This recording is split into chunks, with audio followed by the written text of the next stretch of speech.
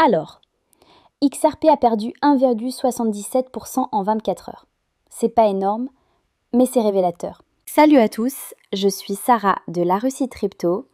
Aujourd'hui, on se penche sur l'actualité du jour et si jamais c'est la première fois que vous passez par ici, n'hésitez pas à vous abonner si cette thématique vous intéresse. En fait, cette petite baisse vient après une belle envolée de 30% en une semaine, portée par l'annonce de l'ETF à effet de levier de ProShares. Et comme souvent dans ce genre de rallye, il y a une prise de bénéfices. Les premiers acheteurs ont sécurisé leurs gains. Les investisseurs institutionnels ont réduit leur exposition et le marché dans son ensemble a ralenti. C'est la classique. Acheter la rumeur, vendre la nouvelle. Mais attention, ce n'est pas juste XRP.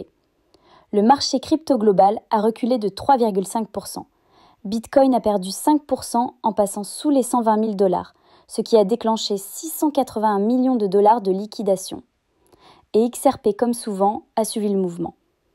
La corrélation entre XRP et BTC est montée à 0,89. Donc oui, le recul est aussi lié à la dynamique globale du marché. Et techniquement, XRP approchait d'une grosse résistance à 3,02 $. Le RSI était à 83,55, autrement dit, zone de surachat total. Les traders l'ont vu et ils ont vendu juste avant la cassure.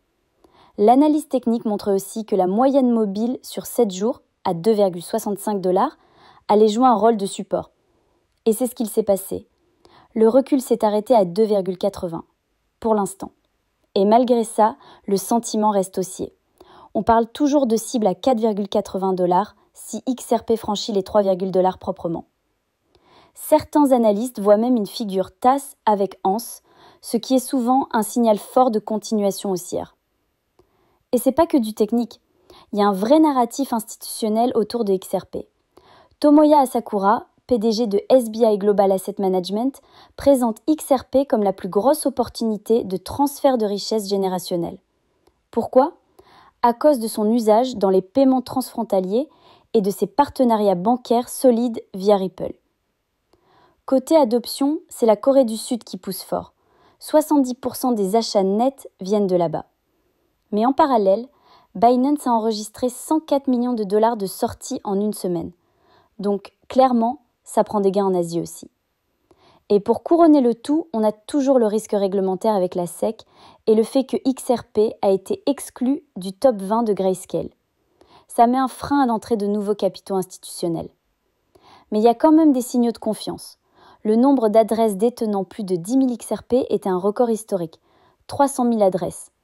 Et l'intérêt ouvert en dérivés reste élevé, même si l'activité sur le réseau, elle, ralentit.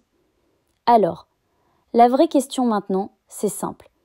Est-ce que les flux liés aux ETF vont suffire à compenser la résistance technique, la prise de bénéfices et les obstacles réglementaires, ou est-ce qu'on va rester bloqué sous les 3 $ en attendant le prochain catalyseur fort ?